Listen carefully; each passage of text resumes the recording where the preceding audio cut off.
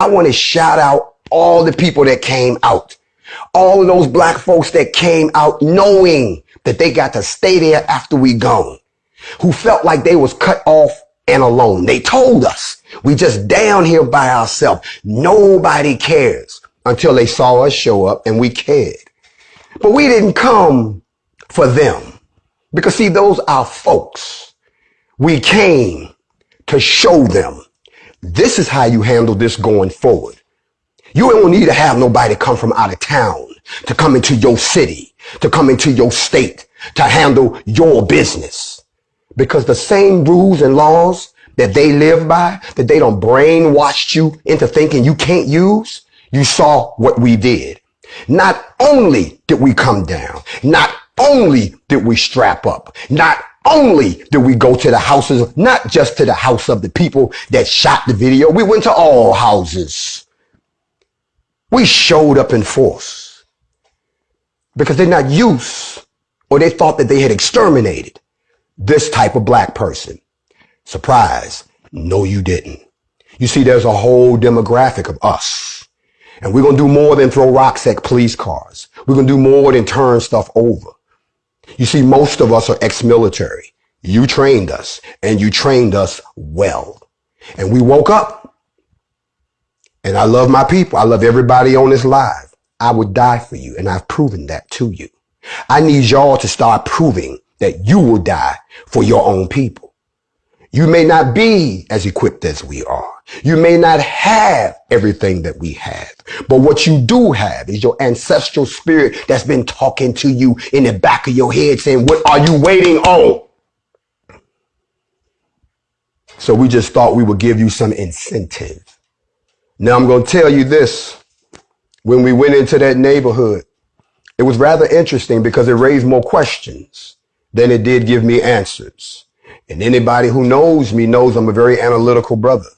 I don't just take things as you tell me. And I tell everybody on my live, go and investigate whatever I tell you to keep me honest. But the first thing I didn't understand was, what was he doing there? Because when we went to the neighborhood, and the neighborhood sits in the middle of nowhere. There's nothing anywhere. There's swamp and flatland. We're on the border of Florida and Georgia, Gator country. You know, them good old boys. Okay. But there's nothing else around there.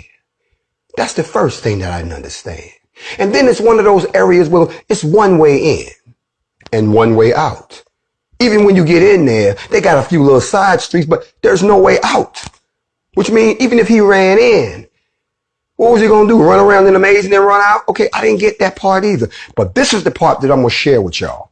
And a big shout out to Shar Bates from BET's Cop Watch, who was actually with us, and my man City, because they were there to do their documentation because they wanted to see what we was going to do. But at the end of the day, what I didn't understand was this. We went to the house that he supposedly broke into. Let me help y'all out, because you're at home watching the media spin. See, I'm a in your face type person.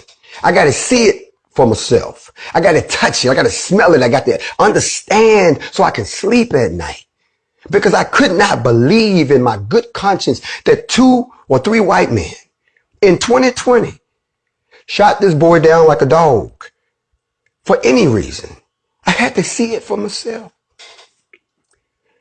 The house that he went to. Yes, the house was under construction. I got you. But then I tried to figure out, based on the news story, y'all got me thinking that the dude, Mr. McMichaels, whatever the fuck you want to call him, he lived next door, so he saw something, you know. But no. His house wasn't there. His house was all the way down the street on the other side. There was no way he could have seen anything going on at that house. So I said, okay. So we went down to his house. Oh, yes, we did. And when we went down to his house, I was amazed. The truck is still in the driveway where he parked it. The same truck he killed dude in. It's parked right there. It's not marked with crime tape. It's parked like he's going to be home. Now I'm going to tell y'all something. I don't know who was in that house, But I know goddamn well when they looked out their window and saw 12 bros dressed in black with machine guns coming, looking in the windows, ringing the doorbell, peeking in the windows, going around the back, telling the dog to be quiet. We here. We done pulled up. And we know you ain't there because they locked you up 2 hours after we said we was coming. They didn't arrest them. They put them in protective custody because they knew them boys was coming. But that was cool. We didn't care if you wasn't there. We wanted anybody to be home. But nobody was there. But that's cool. And then the police came. Y'all know the police. You know the same ones that's beating us up for trying to come out for safe distancing. You know the ones that always assume a black man got something in his waist. You know the ones that don't have no problem putting their hands on our sisters rather than calling a female cop. You know the ones. Oh, they came. But when them boys turned that corner and they saw us standing in the street, military style, in what we call an assumed combat position, they knew that we were not regular Joes. Matter of fact, they didn't know who we was.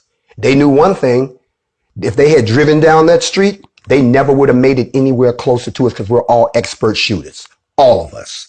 We have a motto in the military. 1 shot, 1 kill. We weren't breaking no laws. So don't put us in a position to have to break any. Now, there are some people who were amazed at that. They never approached us. They never talked to us. They never came near us. As a matter of fact, in case y'all don't know, they called for backup. And then the backup came and saw it, and they were like, oh. And so they called it, the seniors came. The lead detective came. And the head of the criminal interdiction came. And they looked like, and they pulled their people out. They were like, oh, hell no. Oh, hell no. They left. And then they had their head guy. He came down the street and he let the window down. And this is what he said. Y'all ain't doing nothing to me. I ain't got no problem with y'all. Have a good day. Rolled off. You know why? Because Thomas Jefferson said that when you arm yourself, you go from being a subject to a citizen. Just like that. You understand? We were citizens. Armed citizens. Legally armed citizens. Legally armed, bulletproof vested, gas masked citizens. Legally armed, former military citizens. Pissed off black people. But we're nobody home, y'all. So we then went to where the young man was killed. And when we got down there to the intersection, because I'm a logical thinking person, I looked at where they said he died. And y'all seen the video. And I looked around me and I said, but this is not the street that's in the video. I'm confused. If the house is right there and the redneck dude right here, but the dude is right here, why in the hell does the video show from back here? So I walked down that street, and y'all best believe the whole neighborhood was afraid of us. Yes, they was. Because look what y'all brought to our neighborhood. Y'all brought black people the type we've never seen before. Oh, they didn't come out and talk to us. They didn't come out and say it was a tragedy.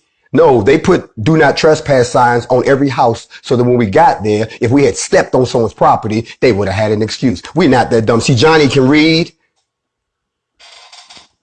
And I walked down the street and I turned around and I came back. And I said, okay, I got a question. This is the street he got shot on. How the hell did he get from the house that he's supposedly been looking at to come all the way 2 blocks over to be here to get shot? And there's a truck at the end of the street. And there's another guy. Okay, wait a minute. Hold on. Before I say anything, let's go pay a visit to the guy that shot the video. So we all went to his house because we had already heard he wasn't going to get charged. But see, when you go to these little small towns like that, you have to understand that those towns are built on what we call nepotism. That means your mama and your daddy and your cousin and your brother's wife, all of them got all the important jobs in the town. Everybody eat together. Everybody play ball together. Everybody hunts together. They all sit around, drink beer together. And then on Mondays, they all go to their jobs. Now, the black folks, we don't have it like that. We're at the mercy of their system. So when they kill his boy, that's why they pick up the phone and call the girl Jackie and say, yo, we done killed this dude. Don't even worry about it. I'm going to call the police station and tell them to be cool. See, I'm smart. I put that shit together quick. But what I didn't understand was we went to the dude's house, the one that filmed it, that's trying to play innocent right now. You can sell that shit to somebody else. We ain't buying that with food stamps. I'm going to tell you why. He didn't live nowhere in that area. As a matter of fact, we had to go up the street, down the street. And when I got to his crib, I went, who this? They said, this is the dude that filmed it. Well, how in the hell did he get involved if he was nowhere near? Unless somebody called him. Let me educate y'all who live in big cities how you hunt in the South, especially when you're tracking gators. You have one person that's driving. That's the shooter. You put another person in the back of the truck. He's the spotter in case because they looking down in the brush in the Everglades. And then you have another person who comes up from the rear in case the gator tries to go the other way. That's called a three-way kill zone. That's what they did to him. I ain't stupid. I was in the military. I know all about that. Okay. Last thing that I want to say is this. Oh, they wasn't home either. Yeah, rung the doorbell, looked in the window, went round the back, let them know we out here. We pulled up. What's happening? You see, we're not going to be, y'all keep screaming no justice, no peace. Guess what? Ain't no peace and it ain't no justice. You know the opposite of that is? That means that it's war and chaos. Boom, boom, boom, we at your door. Come on out. Y'all like to shoot black folks, right? We here. Come on, we right here. Nobody wanted to come out. And the police ain't gonna help you because y'all called the police and the police left them hanging. Like, y'all did this shit. Y'all gonna wear this on your own because y'all done pissed off black people across America and all blacks ain't the same. You see, they like to lump us into one group when they talk about us. But see, y'all didn't snatch us from one country. See, black folks was everywhere. That's why we did not fucking around crew. Because the people that you was talking to, you can fuck with them. Y'all pardon my language, but I got to be real on here if I can do so. You messed with the wrong group. So we here, but y'all can understand nobody was home. Nobody answered the door. But this is what blew my mind. I never in my life have ever seen a flag that said Trump breathing in the wind on his house. I never seen a house that had billboard signs, not signs, y'all, billboard signs. Trump, Pence 2020, enough of the bullshit. I'm going, well, I'll be damned. We deep in Trump country. These ain't just Trumpers. These are old, retired white folks who built themselves a nice little subdivision far away from everybody. I was never supposed to see that because I was never supposed to be back there. He was never supposed to be back there. Y'all talk to me now. So I realized where we at. Oh, once we figured that out, it was really time for us to let them know, okay, we see what we working with here. Yeah, but we are here.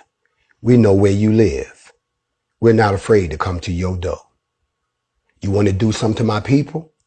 There's going to be consequences going forward. I don't care about what happened last week. I don't care about those folks that claim that Black Lives Matter and didn't do shit. I don't care about the people who always sitting online talking about all of this metaphysical bullshit that don't move our situation no further, but won't pick up a pistol or pick up a rifle and go fight for it. I keep telling y'all, whenever you're ready, and y'all ain't ready, but after this, y'all look like y'all ready now because we have shown you you can do this in every city, in every town, everywhere. You don't have to wait for us to show up because if we have to show up, it's way out of control and we're not coming to talk. It's up to you all to form your own chapters, to take existing organizations and branch them out. It's up to you to talk to your neighbor. It's up to you to shake off the brainwash of being by default harmful and evil to other people who look like you. You see, I find it amazing. There's people sitting on this live right now that got their faces scrunched up. They're sitting there being cynical. They're sitting there being angry at me because I look like you. You see, you've been socialized. You've been brainwashed. I got to scrub that out of you because you'll fight me, but you won't raise a hand against the people that declared you to be their enemy before you was even brought here. I'm going to let that hang out in the room for a minute. Y'all hold on. I got to take some of this 9.5 alkaline water. Now, let me take a step back. Got a little amped. We came down there for two reasons. One, because we're not going to tolerate that anymore. Okay? However, y'all got to do some of the heavy lifting. We are not about to do all the work and then y'all come to the party and dance and go home. We either going to set up the party together, we're going to dance together, and we all going to clean up together, or you can't come to the party. You see, they taught you a lesson in Haiti. Before they went up against the British crown, they killed every black person that was loyal to the crown. That way, when they went up against the crown, they said, well, wait a minute. Don't nobody down there agree with us? You ain't got no friends here. We killed all them already. And it's sad because I hate to say it. But in order for us to truly be free, in order for us to truly be liberated, in order for us to have our own land, our own money, our own police force, our own government, in order for us to determine our own destiny, we might have to kill some of y'all. And that's the truth. And I ain't make this up. You can go and research it yourself. Every time something happens to one of us, they always roll out somebody that look like us, as if y'all forgot that everybody in my skin is not my kin and everybody that look like me ain't my friend. Y'all learned that when you found out in Dallas. But I digress. Now, a lot of people are giving credit to the wrong people. So let me go ahead and straighten some things out. I've heard people say it was the Black Panthers that did it. The Black Panthers was there. I've heard people say that it was the Huey Newton Gun Club that did it. They was there too. I've heard people say that it was the Cop Watch folks. They was there too. As a matter of fact, it was a coalition of us there. You see, we showed y'all we can get over our differences and we got together. We didn't care whose name was out there. We're not sitting around riding our egos. You see, because in war, bullets don't care what your title is. That's why they don't care when they shoot one of y'all. Doesn't make a difference if you're an entertainer. Doesn't make a difference if you're an athlete. Doesn't make a difference if you work at Krispy Kreme. Doesn't make a difference if you're the Waffle House lady. You're going to catch a bullet. But yet they want you to not do to them what they have no problem doing to you. Let me show you something. Yes, I'm fully aware that today, at the highest levels of the government, that they had to brief the president on what NFAC was. I've already been told that there are certain organizations already that's dusting off the files because they got to crack open the Black Messiah files again because there appears to be the resurgence of another black militia. You see, they don't want you to do to them what they keep on doing to you. And they got a lot of puppet Negroes to make sure you don't. I'm going to say it on my live. I think it's admirable that Jay-Z wrote a letter. That was cute. I think it was great that all of them went down there to the courthouse and stood around and gave the same old bullshit ass speeches, sang some songs and went home. That was cute too. But that's not what they doing. They ain't singing on those steps. They not beating us up with a speech. They ain't writing no goddamn letters. Y'all still asking Massa to stop them from doing what they doing to you. Well, let me teach you a little bit while I'm up in here. You see, one of the things that the original Black Panthers asked for. See, they don't want you to even know your history. When I say Black Panthers, immediately, oh, terrorist organization, anti-Semitic. I ain't got nothing to do with all that. They were victimizing us back then. Brothers had enough. Sisters had enough. How many of y'all know that by the end, the Black Panthers was ran by the women? That's why you saw us out there with women and men with heat. Because everybody got a trigger finger. I can teach anybody to shoot. But we had things that we wanted back then. And it's amazing that in 1966, they asked for these things. And here we are in 2020. And I'm going to go there in the list real quick because, see, I got all that up here. First thing they said they wanted, we want freedom. We want the power to determine the destiny of the Black community. We want to determine our own destiny. And for everybody out there who says you're a racist, let me help you out. Let me define racism for you. Racism is the ability to control the final outcome of an entire race of people, whether they live or die, whether they eat or sleep, whether they eat or starve, the whole 9 yards. When has Black people ever had that power over white people? We never have. So we can't be racist, but we can be pissed about what you keep doing to us. You see, when you're in an abusive relationship, you can't file charges against a woman that you keep beating the hell out of. Well, she hit me in the face, but you've been beating her for 20 years. Number 2, we want full employment of our people. And in this season we're in right now, this was the wrong time for y'all to pull that bullshit. Y'all got people who lost their jobs. Y'all got people cooped up in the house because they got some virus running loose. Y'all got people who can't even talk. You got people who can't even see who they date now because of social distancing. You got people who acting like they on house arrest. And you gonna pull some shit like that? Okay. You see, we had nothing better to do but to sit around and think. We had nothing better to do but to read stuff like Destruction of a Black Civilization. We had nothing better to do but to read Why I'm No Longer Talking to White People About Race. We had nothing better to do but to put our head in, you know, this book right here, To Hold a Pale Horse. We had nothing better to do but to put our head in the first book of Enoch with Yahweh's name restored. And the more we read and the more we studied, the more we woke up. And we were like, you know what? These motherfuckers have lost their goddamn mind. They think they're going to do us like this and then still kill us?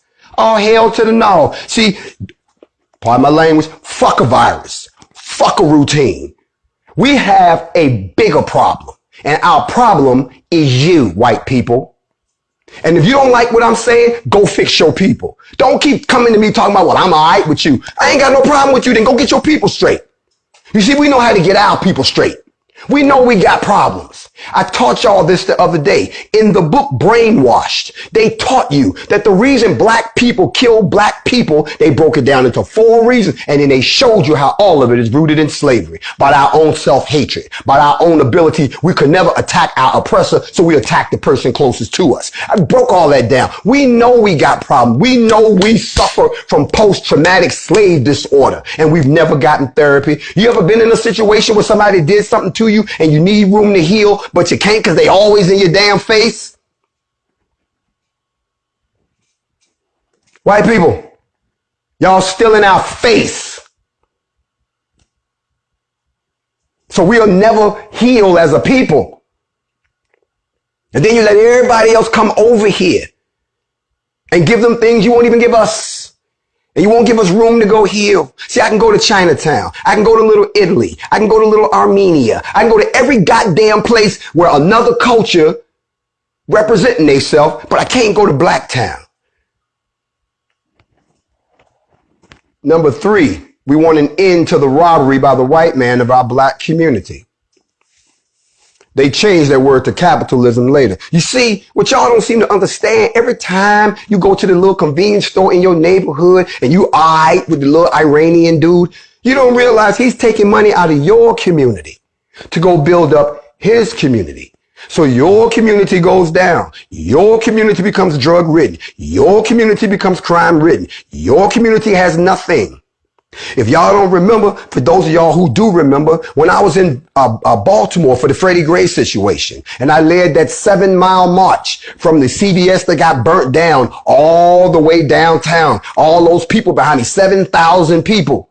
What I noticed was it was miles and miles of burnt out slums in the Black neighborhood, not a store, not a hospital, not a library, nothing. Yet downtown, y'all got a brand new, ballpark with restaurants and all of that type stuff. At the end of the day, my point is real simple. We are not being allowed to take our money to build up our communities. Then they over-police us. And I've taught this before. If you don't know the origin of the police, then you need to stop skipping school. You see this, the police came from the slave patrol. Yeah, the slave patrol used to enforce the black codes. The black codes were something that they put on us to stop us from progressing. To make you honest, a slave patroller could be anywhere from 16 years old to 60 years old, and they could hunt you down, shoot you. Y'all seen it before. You know how you got the police officer. He look like he barely out of high school, but he trying to muscle you with his authority. I say, turn your hand. And then the moment you raise up, they want to shoot you because they're scared of you. Someone asked me once, they said, Jay, why are they afraid of us? Why is it so many white people fear black men? The issue surrounding racism affects black men who work in higher education also. They have stereotypes. See, when you're a black person, they have conditioned you to make sure you don't fit the stereotype. What kind of shit is that?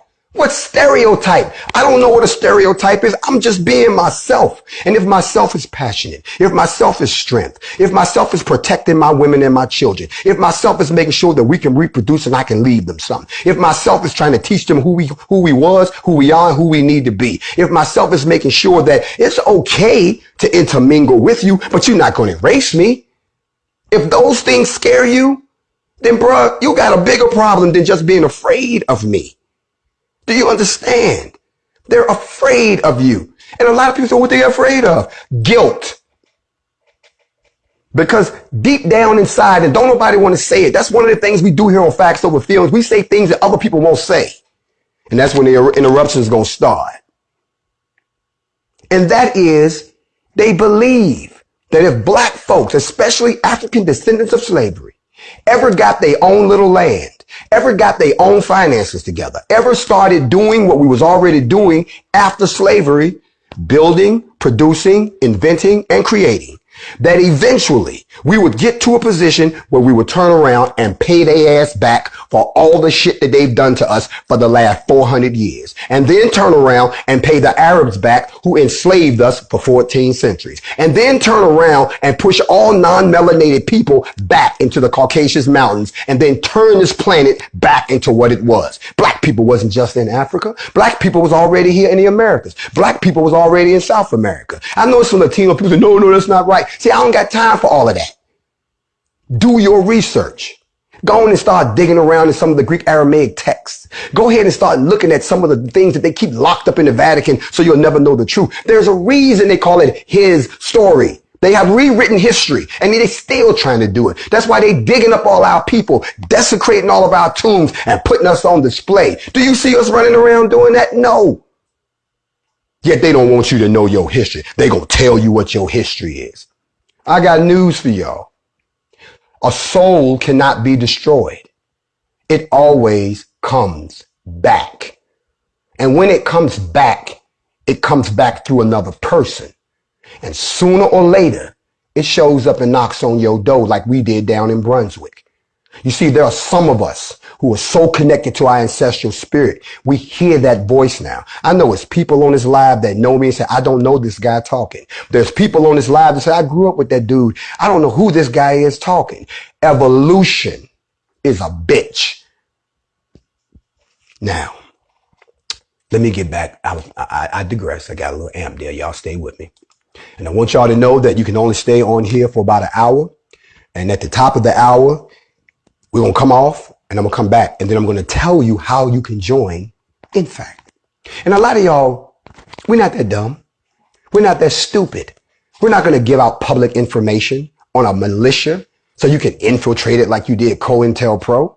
Because some of y'all are spies. Some of y'all hate your own kind so much you will join an organization just to bring it down. And I will tell you that would be a mistake in this organization because we'll kill you. Once you join, there's no way out. So you can click off right now if you're not serious about what we're doing. We're not going to let you leave because you will never be able to tell them what you found out. So at the end, we're going to jump into another session and I'll tell you how you can join. And then I'll tell you what we're going to do as far as branching out. Oh, America, don't worry. You'll be getting to meet us real soon. But what we're not going to do is run from city to city to city putting out fires. They shot that boy in Indianapolis. Everybody asking us, y'all coming to Indianapolis? They shot that girl in her house while she was asleep at night with her boyfriend. Y'all coming down here for that? Last time I checked, like Nipsey said, there's black folks already there. Now we will come help you do what you do, but we will not go from place to place. I want to let you all know something. See, we could have had all of this a long time ago if certain individuals didn't hijack the goddamn movement. We didn't have to be here right now if certain individuals didn't realize what we was about to do and saw it as an opportunity to get some shit for themselves and take the teeth out of our movement. So I'm going to say it again. We're not affiliated with none of these groups out here today. Don't want to be affiliated with you. We're not trying to sit down. We're not trying to round table with you. Y'all do what y'all do. We're going to do what we do. And don't come at us with that. Well, Martin Luther King said, I'm going to say it one more time. White people always love to throw up the I Have a Dream speech, which was done in 1963, the year I was born. Oh, I'm an OG for real. But y'all keep forgetting that in 1968, he went on NBC and he said, my dream has become a nightmare and I feel we have integrated into a burning house. They killed him for that. See what happened when you wake up? And ever since then, they've been doing nothing but steadily destroying us, stopping our population from growing, destroying our intercity infrastructure, wiping out the minds of our best and our brightest, and then assimilating the rest. I don't want anything. I'm not asking for anything. I don't want your money. I got money. I financed this whole operation. Everything you saw, you can ask any of my people. I feed my troops. I equip my troops. I clothe my troops. I transported my troops. I do all my own intel. I don't need you. So don't think you can come and get a hook in this with money. We don't need your money. We need your hands and your feet and your loyalty. Y'all ain't used to that. There ain't no GoFundMe. Ain't no Cash App. I'm not trying to eat off the movement like a lot of other people are. I am the truth. And that's why I said what I said. Let me run through their neighborhood and try to shoot me. I kill every motherfucker out here. Because that's what you've done to us. We want decent housing, fit for shelter of human beings. We want education for our people that exposes the true nature of the decadent American society. These are the points that the pamphlets put up back in '66. We want black men to be exempt from military service. We want an immediate end to police brutality. They was asking for an end to police brutality all the way back in '66. We want freedom for black men in every federal, state, county, and city prison and jail because they have not had a fair trial by their peers. The shit down here in Brunswick proves that. If those are the motherfuckers that was running the judicial system, I guarantee you that everybody down there that's locked up is down there on some bullshit. You know, it's very interesting because somebody asked me, they said, well, Jay, if you want to build an army, you got folks right here that want to join. I said, you know what? There's an instant army already locked up. I guarantee you, if we stormed every prison and every jail in America under the condition that if we break you out, you got to join the army and fight for us, I would have an instant army overnight that will be unstoppable. We want freedom. We want all black people, when brought to be tried in a court by their peers. And then last but not least, they said we want land, bread, housing, education, clothing, justice. And the last thing they asked for was peace. But they turned around and they brought them number of violence and they killed them. Now, the only thing about the Black Panthers back then and the new Black Panthers who were out there with us, and let me help y'all out. A lot of y'all seen the video. The old man you saw with the shotgun, he's one of the first Black Panthers. He wasn't coming to go. He wasn't going with us to go do no work. He came out to sign off on us. He came out to co-sign what we was doing. He came out to pass the baton. You see, he's been waiting to pass that baton since the 60s. and nobody came along and nobody stepped up. So he came out with his shotgun, which I thought that's old school. I went, but Pop's got the shotgun out this bitch. Oh shit. He came out to pass the baton to another generation of black men and women who was willing to fight to make things right. Now, the Black Panthers, as you know them, you know what happened with them. But I want to make you aware of something that's going on right now and as we speak. Now that NFAC has become public, you must understand that the United States government has always had a program, counterintelligence program, y'all call it COINTELPRO. They had two provisions that I want to bring to your attention today. Number one, listen very carefully, was to prevent the coalition of militant black nationalist groups. But it's okay for the white boys to form white nationalist groups and march up and down the street and march to the Michigan Capitol and demand to be let out. But they had a policy that goes back 50 years where they says prevent the coalition of militant black nationalist groups. Listen to what the government said. The government ain't stupid. It says in unity, there is strength. What they saw in Brunswick was unity. They are more afraid of our unity than they are of our rage. But the one that really should reach out to you is that it said prevent the rise of a black messiah, somebody who could unify and electrify the militant black national movement. They thought Malcolm X might be that messiah, so they killed him. They thought Stokely might be that messiah, so they killed him. They thought Elijah Muhammad might have been that messiah. But you see what happened with the honorable Elijah? They went on looking for this black messiah to make sure nobody came along that could talk to y'all and get you fired up and get you energized and got you saying, damn it, I had enough, let's do it. You missed one. Now that I got that out the way, I want you to be aware that there are other militias out there. The U.S. Constitution says that you will form a militia and you can bear arms. But they don't go talking about the 3%ers. They don't talk about the Arizona border recon. They don't talk about Hawaii. They don't talk about the Idaho Lightfoot militia. You never hear them talk about the Michigan militia till they showed up the other day. You never hear them talk about the militia of Montana or the Missouri Citizens Militia or the Missouri militia or the New York Lightfoot militia or the Oath Keepers or the Ohio Defense Force or the Pennsylvania Military Reserve or the goddamn Texas Foot militia. You don't hear them talk about them. But some bros showed up because some members of the KKK. Yeah, I'm going to go ahead and let y'all in on this. While we was in the neighborhood, one of the new neighbors who didn't get down with the bullshit came outside and said, how can we help? Remember what Malcolm X said, you can help us, but you can't join us. You see, until we learn to love ourselves, we can't love other people. But what you got? She pulled out a picture. She said, you know, they members of the Klan Lodge. And she showed us the picture of them and all their stuff. I said, oh, these all, including the dude that did the filming. They all in the same damn lodge. I went, oh, okay. And while we was out there, you know who showed up? The KKK. Yes, the Klan showed up. They pulled up. Or should I say they pulled around the goddamn corner? They were so bold, they had a sticker. And the sticker said, the Knights of the Ku Klux Klan. I thought I had hit the lottery. I said, Lord, you did not give me, you delivered the Klan. Somebody, and they turned around and went the other way.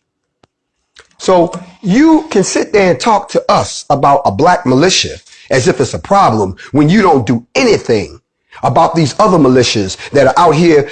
You're concerned about domestic terrorism. You're concerned about guerrilla warfare. You want to have a leaderless resistance. You're concerned about Minutemen. You're concerned about these private military companies like the people that they just caught down in Venezuela trying to throw a coup that came from a private security company right here in the United States. You are more concerned about a possible second American Revolution or a second Civil War Because you got what you want right now. You comfortable. You see, they want you to be cool too because they in a position of power. They don't want to redistribute the land. They don't want to redistribute the wealth. Hell, they came up with trillions of dollars for COVID-19, but we ain't got reparations yet. They want to talk about it. I'm keep telling y'all, I don't want to hear no more talk. So us forming a black militia scares the shit out of them. There are over 393 million guns in this country. There are more guns in this country. 46% of all guns in the world are right here in the United States. And the average gun owner owns maybe 5, 6, 7 guns. Y'all know me. Y'all been rolling with me for a minute. I don't own a gun. I don't own 2 guns. I don't own 3 guns. I don't even own a gun rack. I got a goddamn gun room. So any day of the week, I can walk in and say, no, what can I pull out this motherfucker to shut shit down? But I can't do it by myself. It does you no good to get upset by yourself if your people are apathetic to the situation. It does you no good to say we need to do something and you're the only one doing something. You see, it does us no good to have personal esteem, which is very high, and poor racial esteem, which is very low. So you'll get upset if Johnny step on your shoe because don't nobody do you like that. But this man did something to your race and y'all don't want to do nothing about it. And then you're going to let them say you can't do nothing about it because your people killing people too. Let me newsflash. Everybody kills everybody in every race. Okay. You kill who you're around. Last time I checked, there was no bus that took me uptown so I could kill some white people so I can keep our numbers down. Y'all, we got 30 seconds left on the live. Like I told y'all at the top of the hour, I'm going to come back and we're going to talk about how you join the Not Fucking Around Coalition.